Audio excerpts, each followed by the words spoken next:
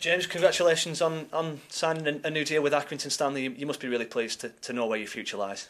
Yeah, obviously it was difficult with Liam leaving, going to Chesterfield, and then there was a few weeks where the players didn't know, and the club probably didn't know who the manager was, and obviously James Beattie got the job, and he rang me, after 2 days and said he'd like to offer me a new contract, so I was really pleased. When somebody of the calibre of James Beattie picks up the phone and says, "I want you," is it an easy decision?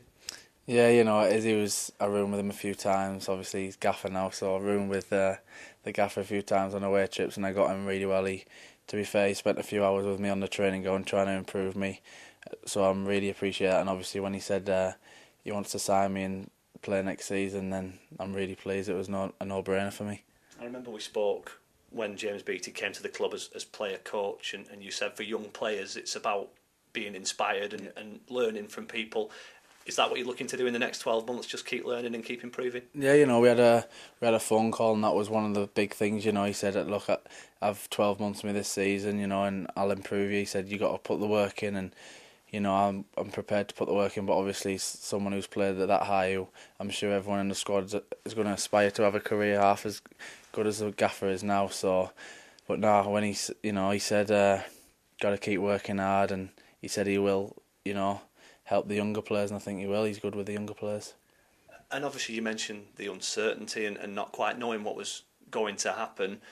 How much of a boost is it just knowing that it's sorted and there's a manager in place and you can plan ahead for the future? Yeah, that's what I think, with footballers, they want structure, yourself in football, things can change within an hour, I'm sure. Liam leaving and the next day, Liam staying and 24 hours later it's leaving. That's just football. That's the industry you're in. That's what you've got to deal with when you're a footballer. But when now everything's settled and can enjoy the rest of my summer and work hard and just come back fit for the next season.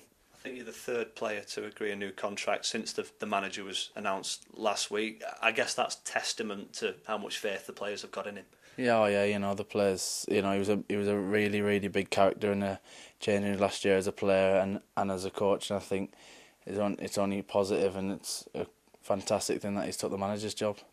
He's clearly very ambitious. He wants the club to go a long way and succeed next season. That must be music to your ears when you're kind of mulling over these decisions. Oh yeah, it was. That was another thing in the conversation we had. He said he wanted to take this club forward and see what he could do.